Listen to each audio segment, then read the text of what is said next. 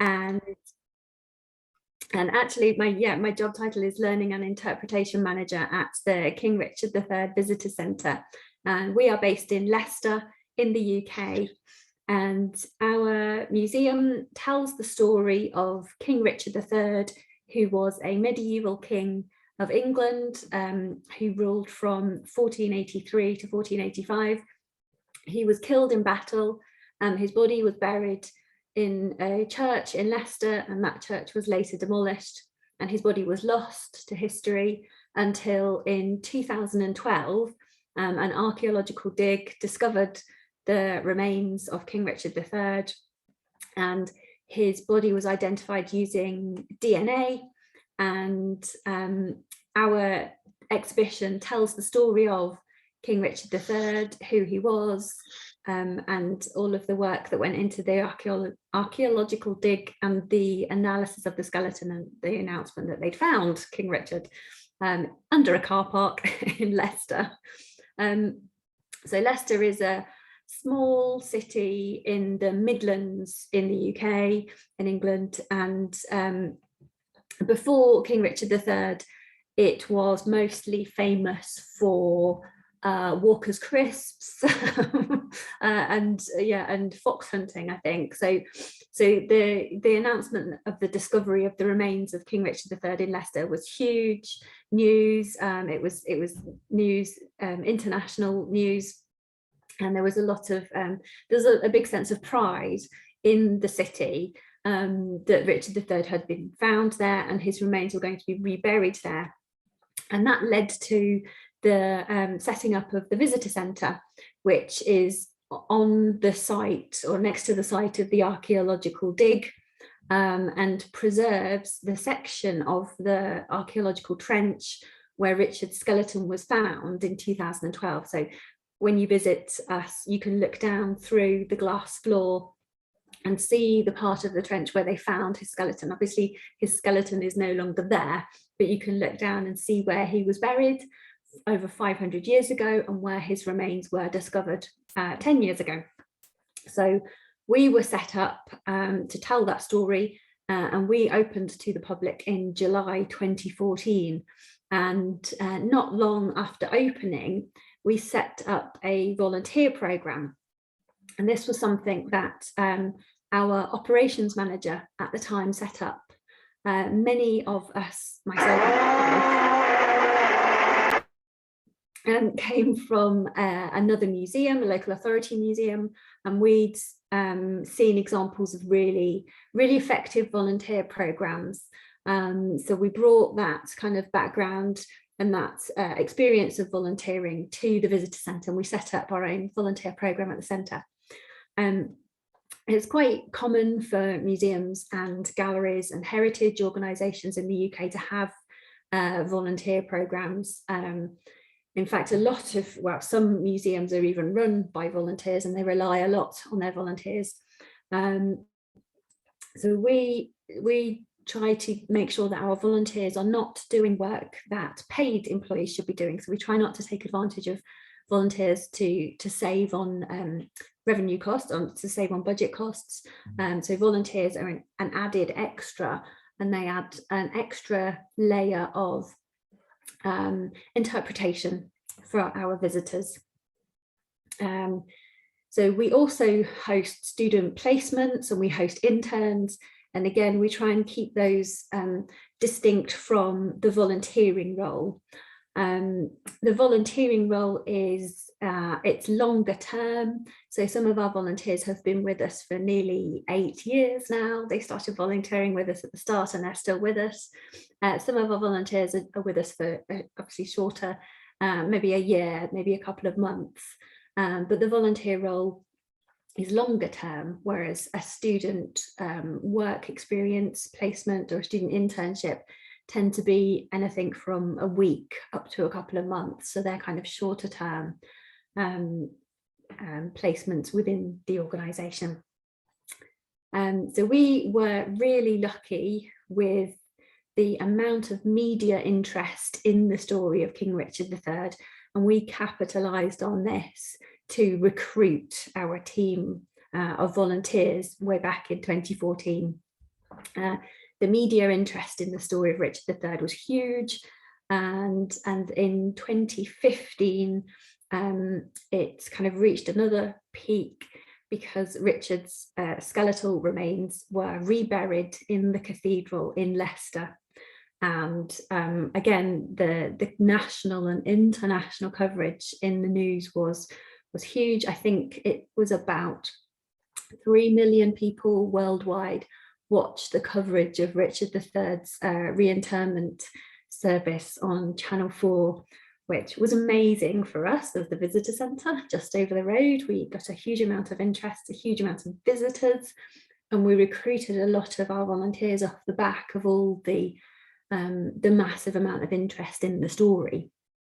A lot of, well, the majority of our volunteers are local. They're living or working or staying in the city, and they volunteer with us for a number of different reasons, but they do it because they love telling the story that we tell to our visitors. So let me show you some of our volunteers. So here are just a few of some of our volunteers.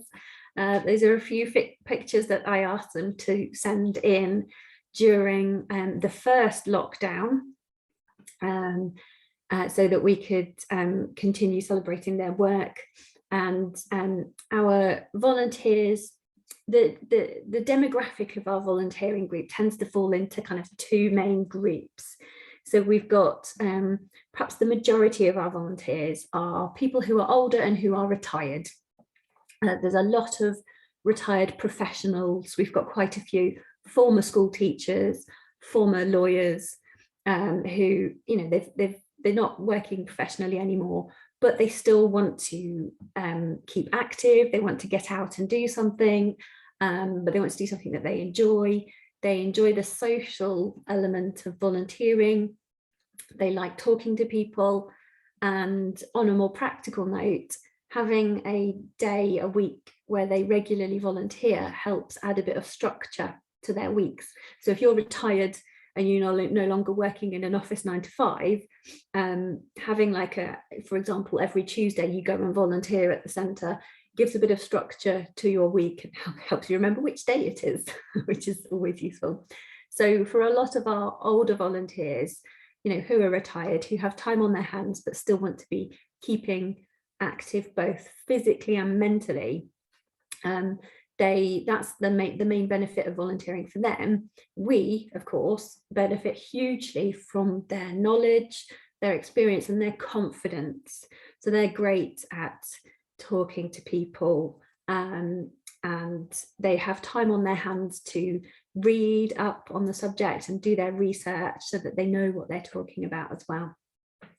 The other kind of main group within our kind of volunteering team are younger students or recent graduates who are either looking to gain experience of working in a heritage setting, either before, during or after their studies, or are looking to find out more about what's it like to work in a heritage environment, to see if it's something that they might be interested in pursuing, or to gain some experience to put on their CVs, or for the love of the story, because they really enjoy talking about the story of Richard III, and they love doing it with people who come to the centre. So for these volunteers, we benefit hugely from their knowledge, their enthusiasm, and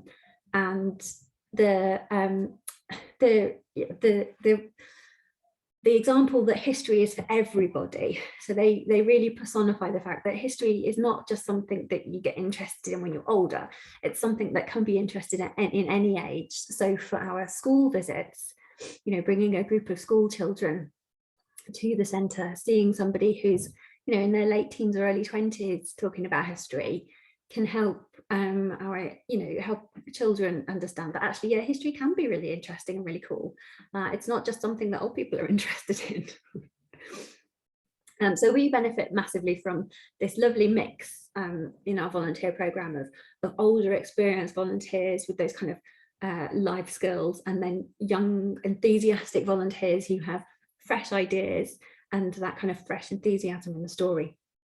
At the moment, we have about 50, like 50 volunteers on our list. Now, before the coronavirus pandemic, we had about 70 volunteers in total, and we've not quite got back up to those pre-COVID levels. Partly that's because some of our volunteers who were students had graduated and had moved on and left the city. Partly it's because some of our older volunteers never really got comfortable enough with coming back into the city centre and being in that environment where there are lots of people coming through. And partly it's because we had to cut down on the number of volunteers we could have on site because of the social distancing measures we put in place when we reopened after the lockdowns. But at the moment, we're pretty well staffed with volunteers, although it's very much a dynamic group. There are always kind of new volunteers coming in and volunteers leaving. So I mentioned a little bit about the reinterment of Richard III, which was a part of, which sparked a huge amount of pride in the city, interest in the story, and really helped us in terms of recruiting volunteers, because all of a sudden everybody wanted to be a part of it and to help spread the word. So that was not something that we had any control over, but something that we jumped on and kind of tried to make work for us in terms of the volunteering. Obviously this was 2015, so this was quite a few years ago, and since then we've continued to recruit volunteers, but we tend to do it in slightly more low-key way now. So we have a page on our website.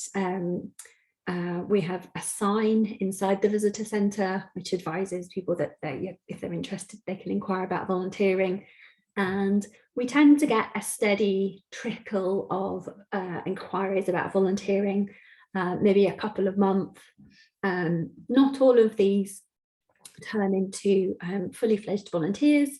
Sometimes people kind of find out more about the role and then feel it isn't for them. And that's part of our kind of recruitment and training process and induction process.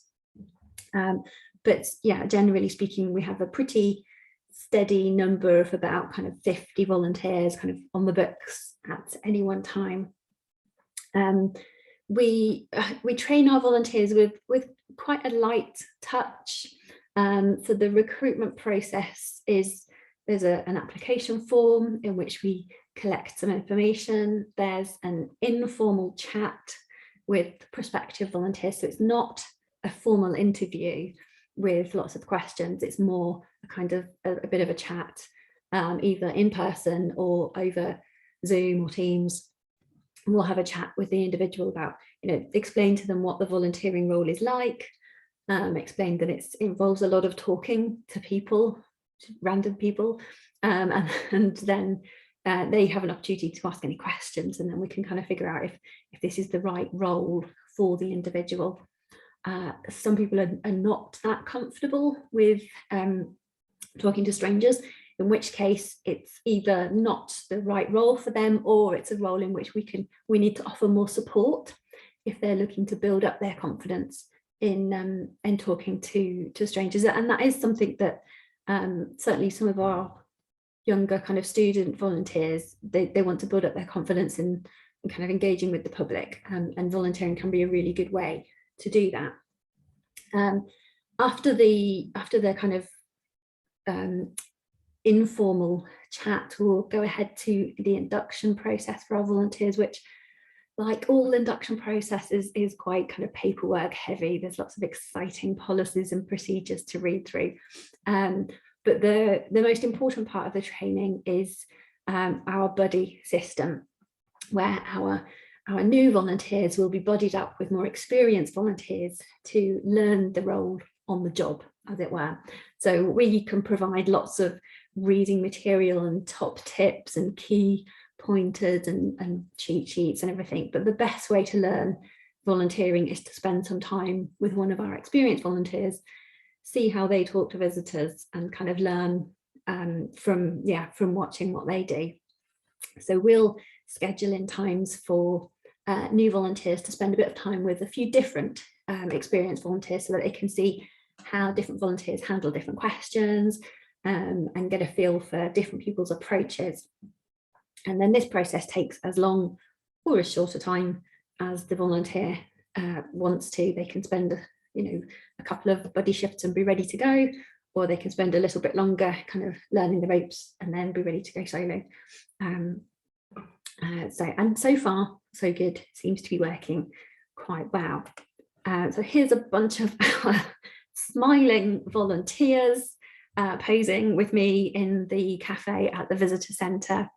Now, typically speaking, the volunteer role is based in, there are 2 locations in the exhibition in which we have a volunteer based, and their role is to talk to visitors as they go around about the exhibition.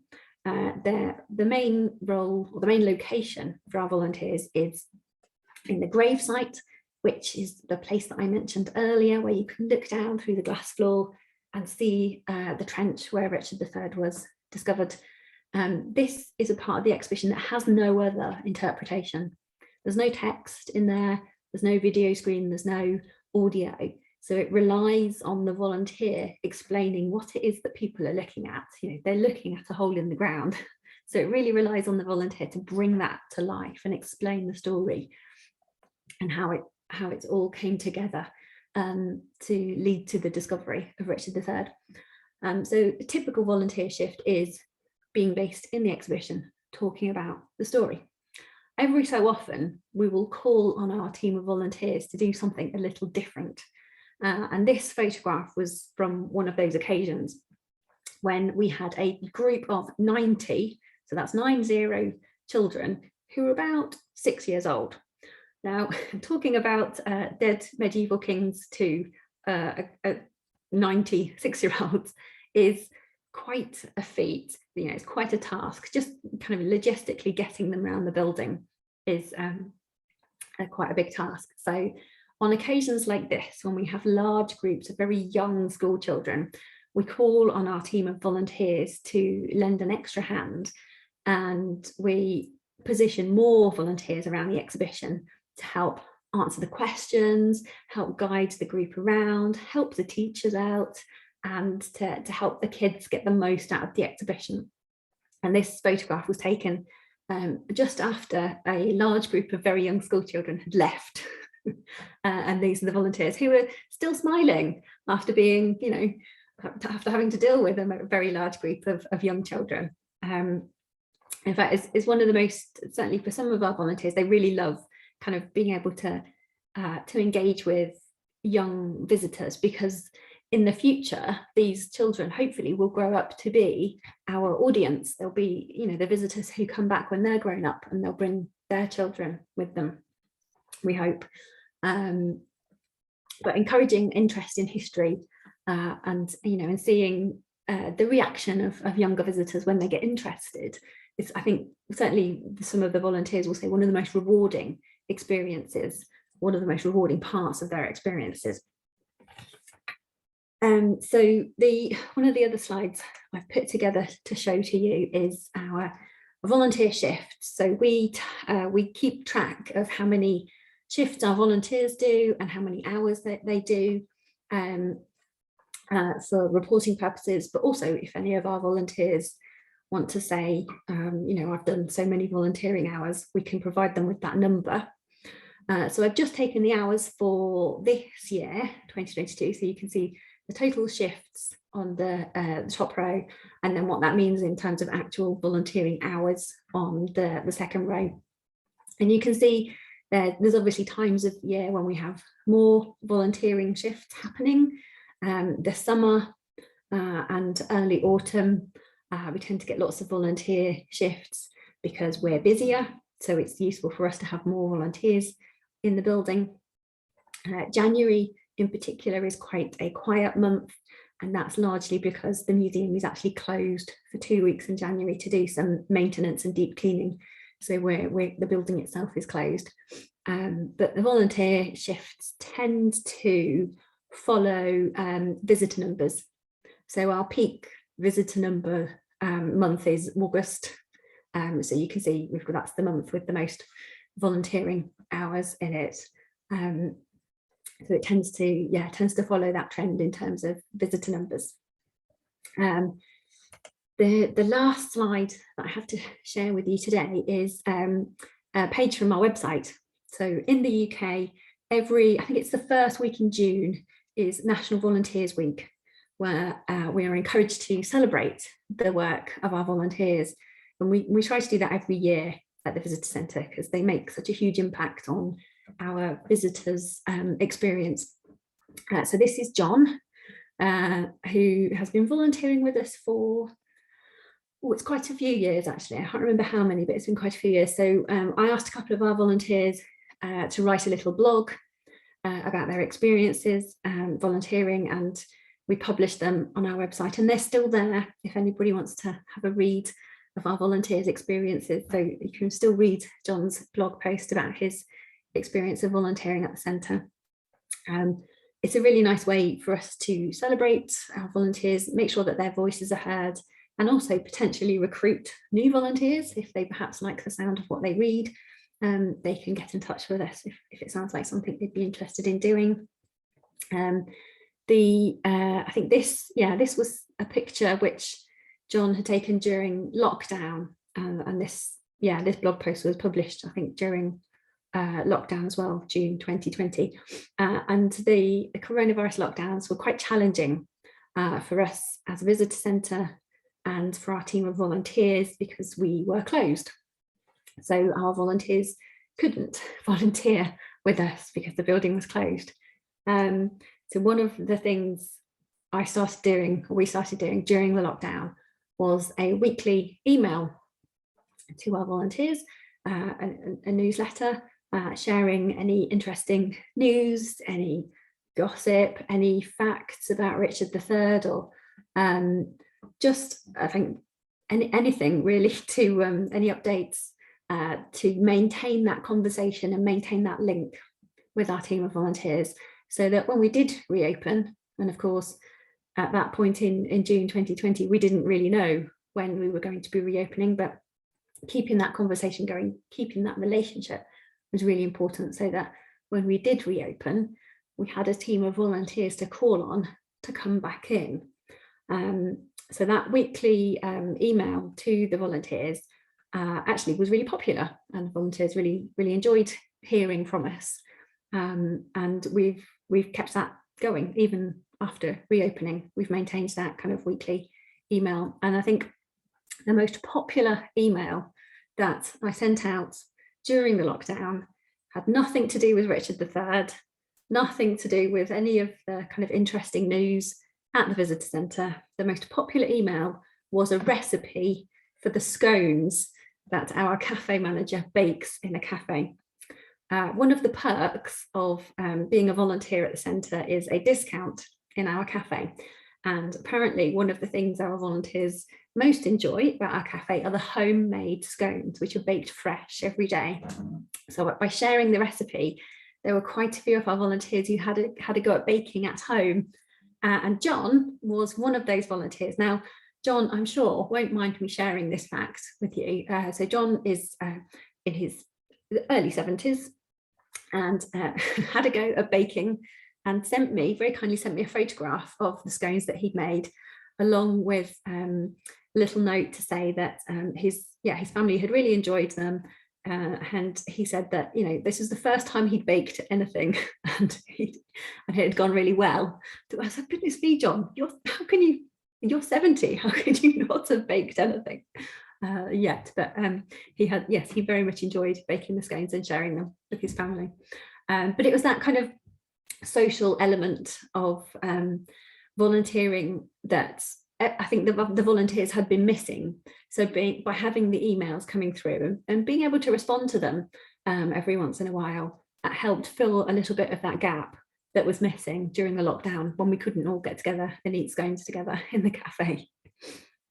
So that's all the slides that I have to share with you, and that's I think that's pretty much all that I was going to say. So if you have questions though about volunteering, I'm more than happy to stop talking for a bit and give you a chance to ask any questions. I'll stop sharing my screen now. Thank you, Rachel, for sharing about volunteer program at King Richard III Visitor Center. So maybe I will start with a question. You mentioned a bit, but can you please tell us which are the benefits, what kind of benefits you have provided for the volunteers there? So we offer our volunteers, well, we have a volunteer agreement in which we state what we ask of our volunteers and what they can expect from us in return. And one of those things that we offer, and it sounds like a small thing, but we offer free hot drinks in our cafe. So for our volunteers who are spending all day talking to people, knowing that they can pop into the cafe and get a coffee or a latte or a hot chocolate at any point, and there's no limit on that. It's a nice gesture from us, but it's also for our volunteers, it's one that they really enjoy, because it's part of that social aspect of the of volunteering, is popping into the cafe, having a bit of a chat, enjoying a coffee. We offer our volunteers the same discount in the cafe and the shop that we offer to our staff, and that's really important because it shows that we're valuing their time as much as we value our staff's time, and we're acknowledging the fact that we are one team, and there isn't that division between kind of staff and volunteers. We're treating everybody the same. We pay our volunteers travel expenses, so any kind of bus or fuel costs we reimburse to our volunteers, and certainly for our younger volunteers, we are always happy to be a referee or to write references for any kind of job applications or CVs or anything that can be useful to help document that volunteering experience for that young person's kind of next step in their career. As I know, you also involve volunteers sometimes in different talks. You give them like a free seat there, or maybe a discount ticket, something like this. That's right, yes. Yeah. Okay, and there is also a monthly meeting for the volunteers where they network. It's a very yeah. That's a very nice way of putting it. Yes, the monthly volunteer coffee mornings. Network is a very good way of putting it. I would say they probably have a chat and a gossip over a cup of tea and biscuits. But yeah, it's that social element of volunteering that for our older volunteers, it's really valuable, and they really appreciate that chance to get together and chat to each other. I think it's also a good way to start meeting like elder people with new people, maybe students and people that just have arrived to Leicester, and start discussing.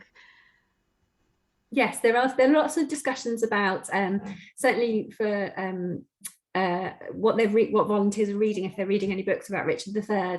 It's quite nice because you get a bit of a book club vibe, and people talking about what they're reading, whether they recommend it or not, and kind of sharing books, lending books, or chatting about it.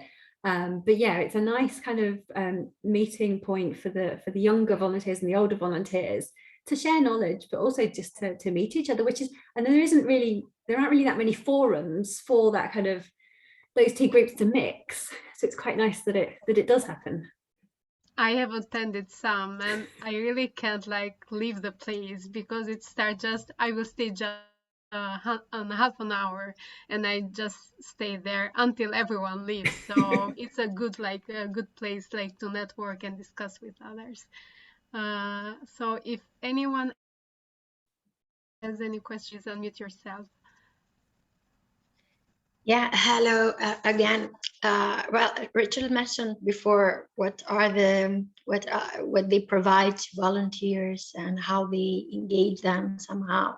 So you already captured my question. So in the sense of what how do you engage them? So what do you provide to engage them, to make them more comfortable? But I would like to know, because you provided the shift, the table within the shift and the hours they spend in the center. So I would like to know how many time they stay in the center. So do they stay every day, or how does that work? That's a really good question, and the answer is really varied. So it's we have some volunteers who like to volunteer several days a week and will spend the whole day, and that'll be like 10 a.m. till about 4 o'clock in the afternoon. So there are a few of our volunteers who like to do lots of shifts because they have the time and they enjoy being at the centre. Some of our volunteers are right at the other end of the spectrum, and they'll do 1 day a month because that's all the time that they can spare, but they still really value that 1 day. And everyone else is kind of somewhere in between. So some of our volunteers like to have a regular day, so it's the same day every week. Some of our volunteers prefer to just do half a day because that suits them better. They find that a full day is too much.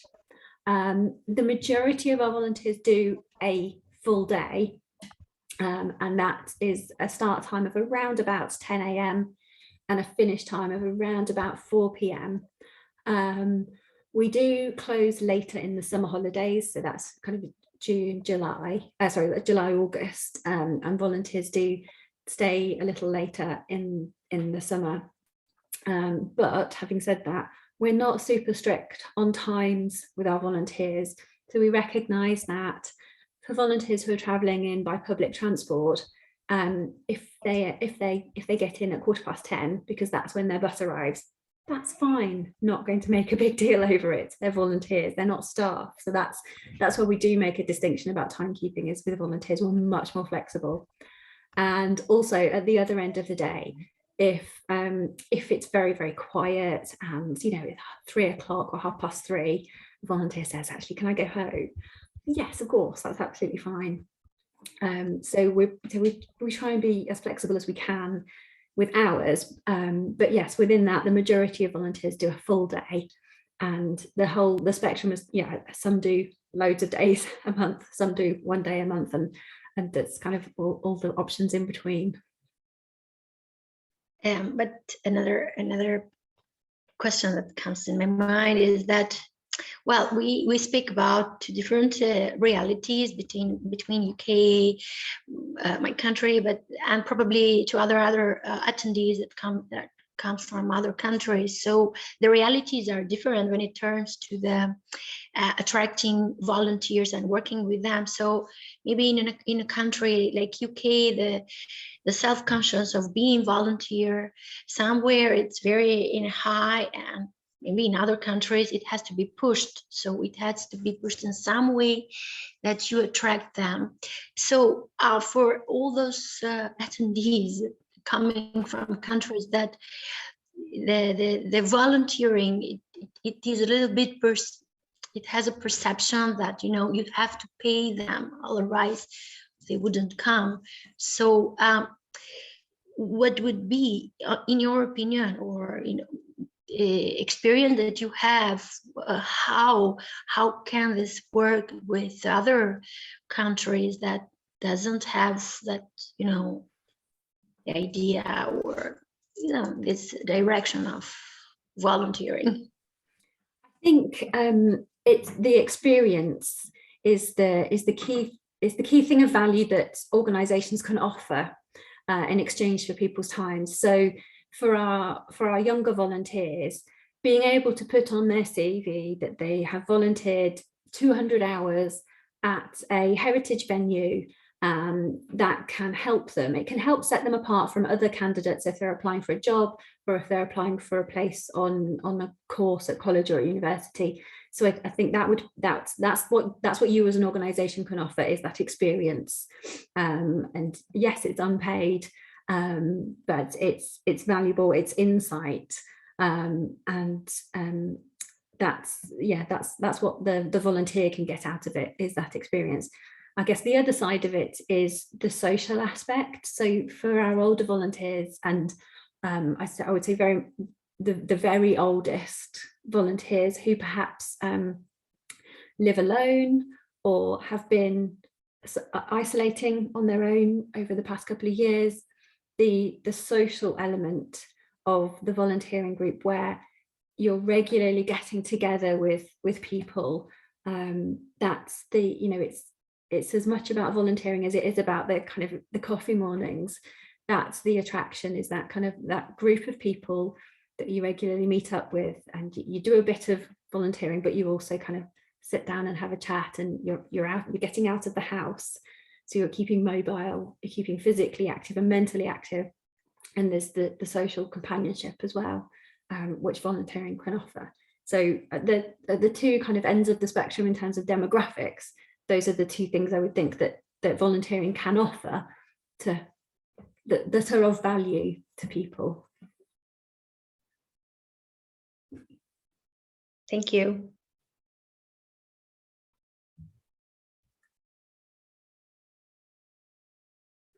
Any other questions from anybody? Oh, sorry, I was mute. I was like saying something, Sorry. but no one was hearing to me.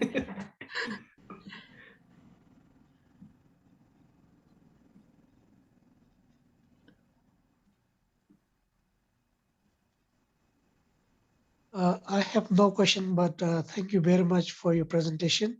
So of late, I'm also trying to bring volunteer groups in my museum, but unlike your country, the volunteer culture in my country is a bit new.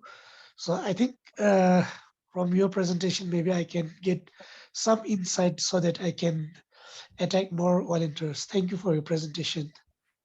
Thank you. Thank you. Okay, maybe it's time to like end this presentation and this talk today, but I will add on the email that I will send the recording also your email address. So if it's any other questions or any feedback, please email us and Rachel. Thank you so much, Rachel, today for presenting for us. It was a pleasure. Thank you. Thank you.